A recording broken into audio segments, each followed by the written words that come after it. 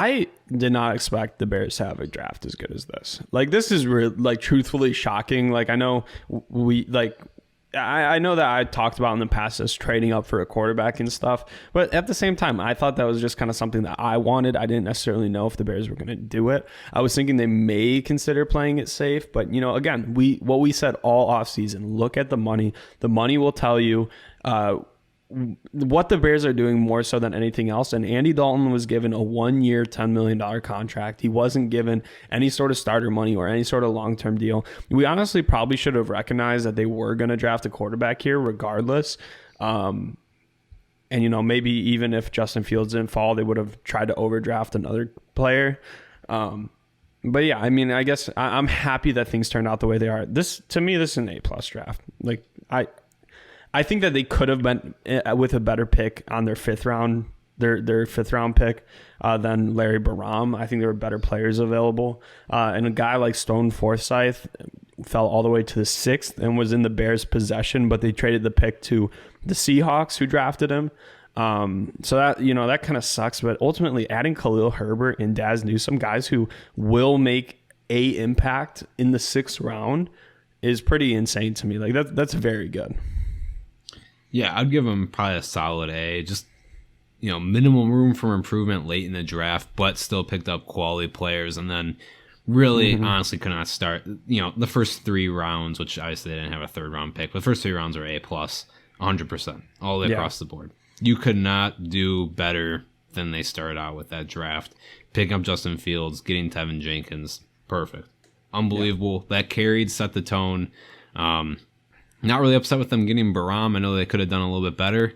6th and 7th round picks, it's a little bit of a crapshoot. Maybe there are a couple extra players they could have tagged there, which maybe I ding them down a little bit. But hey, I think an A, this Bears team is walking away with probably their best draft in quite a few years here. Really happy, really optimistic, and excited to see. Maybe not we're going to see everything this year, but kind of see how this all develops over the next couple of years. Really exciting stuff from the Bears. And I have to say, and maybe we'll break this down more in the next show, but since the Mitchell Trubisky draft, Ryan Pace has been absolutely on fire drafting. Since starting with the Roquan Smith draft, he's just been absolutely insane drafting. And that's the one thing with Ryan Pace. As much as you can dislike what happened with Mitchell Trubisky, which is all in the past now, by the way, I'd really hope that we can drop it by now. It's just I think that it's so far just great. I mean, things are doing really good for us, so I'm very excited. But yeah, let's just move on. Let's talk about the other teams in the division. Okay, I think we should start with the Detroit Lions. I'll read it off right now. In the first round, they took Penei Sewell. Then they came back around the second round, grabbed Levi Onwuzurike, I guess is how you say the name. Third round, Aleem McNeil. Third round, Ifantu Melifonwu, which we were pretty high on. Fourth round, Amon-Ra St. Brown. Another 4th round pick, Derek Barnes. And then in the 7th round, Jamar Jefferson from Oregon State. I like this draft. There's a couple key names that I really like. I think they could have done better with their 2nd round pick and their first 3rd round pick. But Penei Sewell is a franchise left tackle in this league. They don't need to worry about that position for a very long time now. Obviously, there is some projection there because a lot of it has to do with his athleticism. And, we've seen tackles taken very high that haven't followed it up with, just guys like Eric Fisher, where their careers are a little bit less than exciting, even though they were good. And then other ones who have been busts. But I like the pick in the 3rd round with Melifonwu. I like the Amon-Ra St. Brown pick in the 4th round. That's a tremendous value, good slot receiver. Going to make an impact for them. And then, hey, coming back in the 7th round with Jamar Jefferson, that's a pretty good look too. My biggest critique with them is I truthfully think they should have drafted Justin Fields.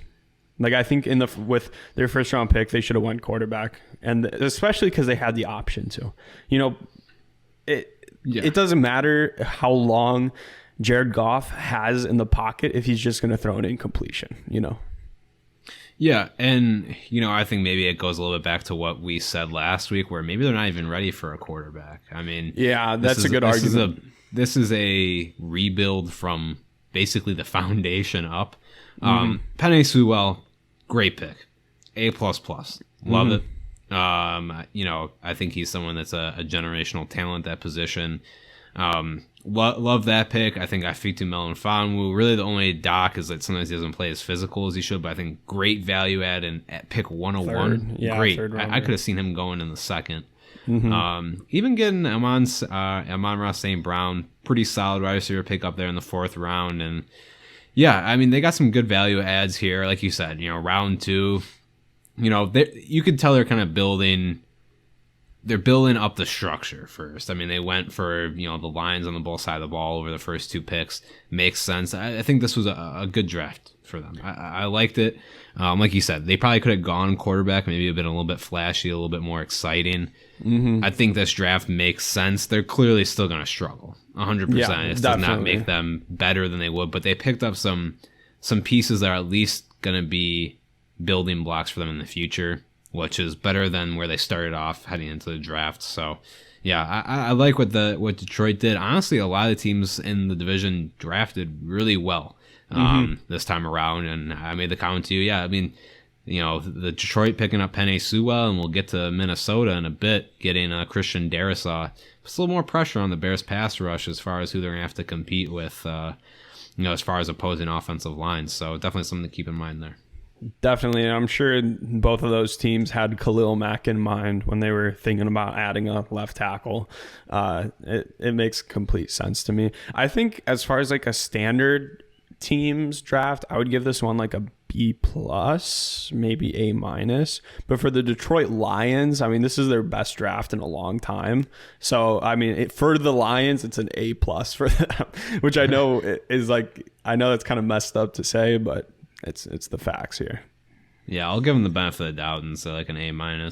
Yeah, I like what they did overall.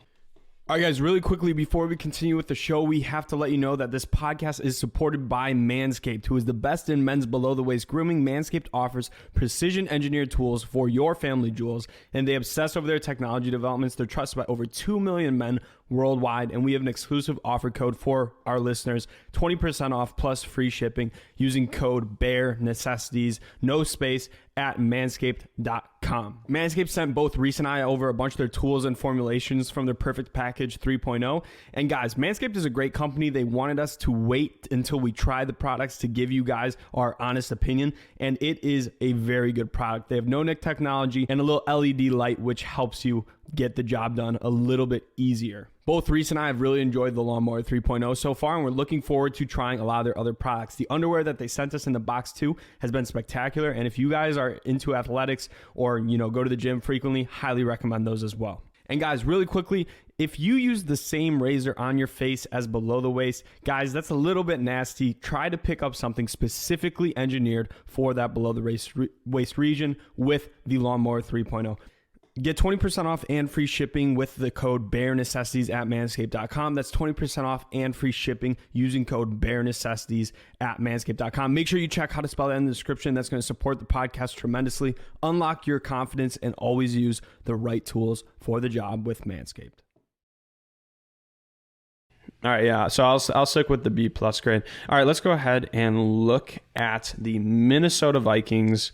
They went ahead with their first round pick. They traded back. They grabbed Christian Darrisaw. Then in the 3rd round, their next pick, which they had 4 third-round picks, which is pretty crazy. They get Kellen Mond. Then they go Chaz Surratt, Wyatt Davis, guard, Ohio State, edge Patrick Jones. In the 4th round, they get running back Kene Nwangwu from Iowa State. Never even really heard of him, if I'm being completely honest. To be fair. Yeah. 4th round, Cameron Bynum. 4th round, Janarius Robinson, Florida State. 5th round, Amir Smith-Marset from Iowa. That's a good pick. 5th round, tight end, Zach Davidson. And they have Zach on this one. They have Zach Davidson's school. Yeah, his school is Zach Davison, which is pretty hilarious. And then round 6, they have Jalen Twyman from Pittsburgh, who's a pretty good ad. I like this class. I think there's some critiques. Darisaw, I know you were really high on him. I have my reservations about him, but I still think that he has a potential of becoming a franchise left tackle, so good for them there. Also, would be a little bit upset if I was a Minnesota Vikings fan, because it seems like whenever they get the slightest bit of an offensive line, they immediately tear it down and then add more draft picks. So it's like, I'd be pretty damn tired of drafting offensive line. Kellen Mond in the third round. As far as a value for Kellen Mond, I think third round is a good value for him. I think he's going to be a good quarterback. Don't necessarily know if he will give you all that much more than like a Kirk Cousins, though, in the best case scenario. Like, as we talked about earlier, I think that his ceiling is like a Dak Prescott, and we talked about that pretty extensively on the podcast. So I don't know if I love the third round pick for them, where I know they don't feel great about their quarterback position, but still pretty decent. Chaz Surratt, not a huge fan of him. Wyatt Davis, okay, third round. One other pick that I want to give kind of props to is the Patrick Jones in the their last third round pick. I think that he is a really good value there, and someone who has the opportunity to really develop into a solid pass rusher. Yeah, I mean, maybe I see this a little bit differently. For me, their first 3 picks, I think, are like home runs, to be honest. I know you're not like the Chaz Surratt, Christian Darisaw, but I like that pick, especially at least for value. I mean, he's someone that, in some years could have gone top 15 if it wasn't such a high run on quarterbacks. But got him at 23, good value there. Kellen Mond, love that pick because I hate Cousins. Mm-hmm. I think that Kellen Mond could definitely do better than Kirk Cousins, but people would say that I'm just an uninformed football watcher because apparently there's so much to Kirk Cousins' game that I just don't understand, and it must not be reflected on Sundays because you know what? He's by some metrics he's a top 3 quarterback. So whatever, fuck me, God. I guess. Yeah. Chaz Surratt, I don't know why you don't like him as much. I think at least that. I just think there was better values on the board there. I'm pretty sure when they picked him, Jeremiah, I'm not even going to try to pronounce his name, but the Notre Dame linebacker was still on the board. Yeah. So choosing Chaz Surratt over him to me is like criminal. Like that. Yeah. That is. I don't mind Chaz Surratt, but I'm not super high on him. Like I don't necessarily know if he's going to be a starter or necessarily even think he will be a starter in this league. Like I think that has a lot of bust potential. That's a plus for me to pass up a Notre Dame player. At least the Michigan fan in me screams, "Oh, yeah, hell yeah!" Yeah, I mean overall, I like those first 3 picks. I think Wyatt Davis from Ohio State, decent ad. Patrick Jones, I'm with you, from Pittsburgh, good value ad. Amir Smith-Marset, round 5, great pick, love that. Yeah, I think they finished out well here. This is an A for me, in my opinion. They, as far as where they have needs and what they do, to me, this is an A. I think this is probably the second best compared to the Bears in the division, I think, draft. I'm actually higher on the Lions draft than this one. Maybe it's just because they had more ammo. But I do think that this is a good draft. I'm going to put them more in the B+ range. I think I'm probably going to change my Lions one to like an A-, more similar to you. I think that this one to me is like a B+, but good for them adding just a lot of names. They really do need to like rebuild this thing because, they have aging defense. Their quarterback kind of sucks. So, having some issues with that. No, let's go ahead and move on to the fan favorite Green Bay Packers. Let me pull them up. There we go. Okay, so round 1, they go Eric Stokes from Georgia. Round 2, Josh Myers, Ohio State. Round 3, Amari Rodgers, Clemson. Round 4, Royce Newman, Ole Miss. Round 5, Tadarius Slayton, Florida, defensive interior rusher. Round 5, Shamar Jean-Charles. Round 6, Cole Van Lanen, Wisconsin. Round 6, Isaiah McDuffie, Boston College linebacker. And round 7, Kylan Hill, Mississippi State. So this is honestly going to get my worst grade out of all the NFC North teams. I don't mind the Stokes pick, but I think I like the player, but in context, I feel like Stokes is more of a developmental cornerback. He's a great athlete, but it's probably going to take him some time to get him to where you want him to be. Whereas I think that there were other cornerbacks available on the board at that position that I would have been more comfortable taking for the immediate future. So definitely more of a developmental guy. Josh Myers, I hate that pick, if I'm being completely honest. Like, especially with Creed Humphreys available on the board at that pick, I think picking Josh Myers is such a missed opportunity, especially with how high I was with Creed Humphrey. My favorite pick of the entire draft is their round 3 pick with Amari Rodgers. I think he's going to be a really good NFL player. T. Martin's son, brings some explosiveness, has some hybrid ability from running back to wide receiver. Third round might be slightly early for him, but as far as the player goes, I think he's a great pick. And then all the other guys, I think that for the most part, they were kind of overdrafted, with Royce Newman going in the 4th, not super high on him at all. To Daryl Slayton, Florida, it's hard to say that a 5th rounder is overdrafted, but I think that some boards had him going a little bit later than that. Shamar Jean Charles from Appalachian State, I think that a lot of boards had him going undrafted. Kylan Hill in the 7th round is a pretty fair value. Probably a good value there. Honestly, I kind of expect him to go slightly before that, maybe like 6th round. I mean, it's okay. I think that I like that here's a good thing. Here's a good thing for the Packers. They address needs. So they needed a center, they needed a cornerback, they needed a wide receiver. All those needs are met.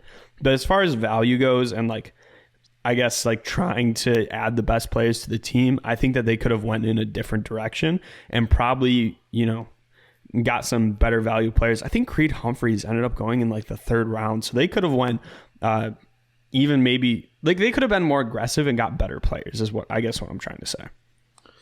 Yeah, no, I think that's a fair assessment. I agree with you. My favorite player that they drafted was Amari Rodgers. I think that actually Jean Charles is a decent pick in the 5th.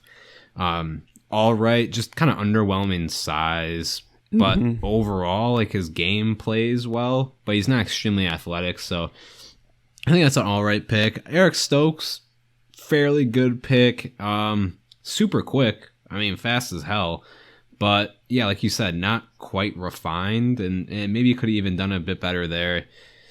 To Daryl Slayton, I think that's an all right ad. I think what they did along the offensive line, though, was maybe a little bit underwhelming. Yeah, I think this is clearly the worst draft class in the division. This was, I think, just overwhelming in most areas, besides getting Amari Rodgers in the 3rd, which was good value. And I know he has his doubters, but I could see him working out very well in the league.